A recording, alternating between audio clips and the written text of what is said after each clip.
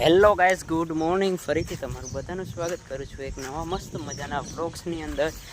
આ વ્લોગ ચાલુ થાય છે સીધો ગામની પાદરમાં, આપણા મોટા બાપુની વાડી રહીને એનાથી. જો મસ્ત મજાનું વેધર છે આજે, વરસાદી જેવું છે થોડું થોડું, અને ઝાડવા જેવું બધા અમને દોડી, અને આમાં સેતુરા આવી ગયા છે. તો જો સેતુરા છે ક્યાંક ક્યાંક કોક કાળા હજી થયા છે, હજી થોડા થોડા કાચા છે. જો સેતુરા ખાઈ જેવી. આજે આવ્યા હતા અહીંયા રખડતા, કીધું આજે અહીંયા વાળીએ કામ નતું, તો જો અહીંયા આવી ગયા છીએ. મસ્ત મજાનો અયડો ભર્યો છે ને ટીંડોરા નિવેદ.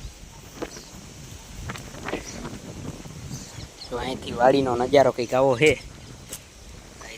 તો એમાં હાથી હાલે છે, વાડીએ છે ને હાથી હાલે છે અત્યારે. અને આ સાઈડ રજકો બરોબર એવું મસ્ત મજાનું થઈ ગયું. અમે થોડાક પાણા હતા એ વીણી લીધા અને હાથી હાલે છે. આપણે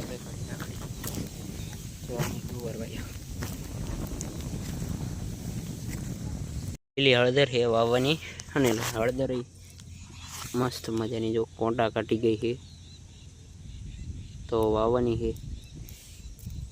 અહીં થાળી ભરી હતી, રાખી દીધી છે વાવવા માટે. હવે થોડા દિવસોમાં લગભગ વાવી દે છે. જો બધી કોંટાઈ ગઈ, મોટા ભાગની કોંટા કાઢી ગઈ. હલ્દી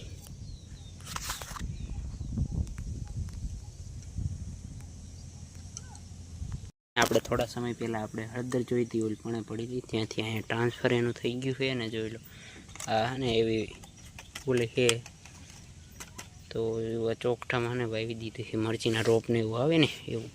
તો આમાં ને હળદર વાવી છે. કોકપીટ થોડુંક નાખ્યું છે, થોડીક માટી નાખી છે, અને થોડોક આ સોલ, આ કાંઈ પૂતું ને ત્યારે એનો સોલ પડ્યો હોય ને એ જો હાવ. તો એ નાખ્યું એ 26 આપણે કટકા વાવ્યા છે આવા હળદરના. જોઈએ કેટલા થાય. અને આ 4 ટમેટી જોઈ લો, જોઈએ હવે કેટલા થાય.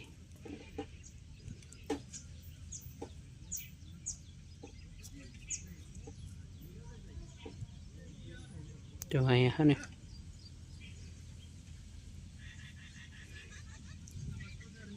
ફાઇનલ મિત્રો, અત્યારે સાંજ પડી ગઈ છે. આપણે ગયા હતા માંડવી નીંદવા, 6 નીંદા દાદાના ઓલામાં ભાઈ. તો વાતાવરણ ખાલી વરસાદ આવે, કોક છાંટાઈ પડતા એટલે. અને હવે જઈએ છીએ ઘર તરફ. તો ઘરે જઈએ ત્યારે ઘરે કંઈક કામ કરી. ગામમાં ગયા હતા, ગામમાંથી નહીં આવી ગયા. એમાં ફાલ આવ્યો, વ્હાઈટ ફૂલ, લેમનમાં ફૂલ આવ્યો. ઘણા જે લીંબુ છે અંદર છે.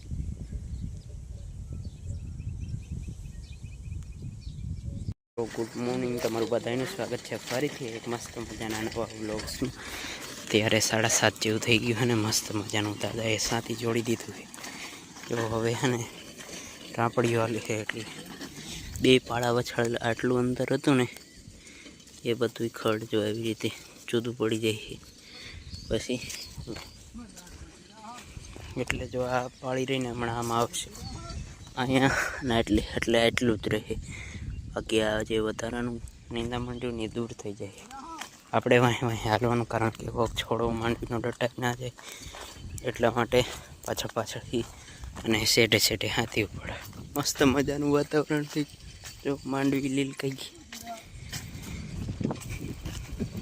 અને અત્યારે આપણે આવી ગયા અહીંયાથી, કારણ કે હવે ભાઈ જઈ અહીંયા કે અહીંયાથી. અને હું દાદા આંકતા ત્યારે જ ઘડીક કામ હતું, હવે કંઈ છે નહીં.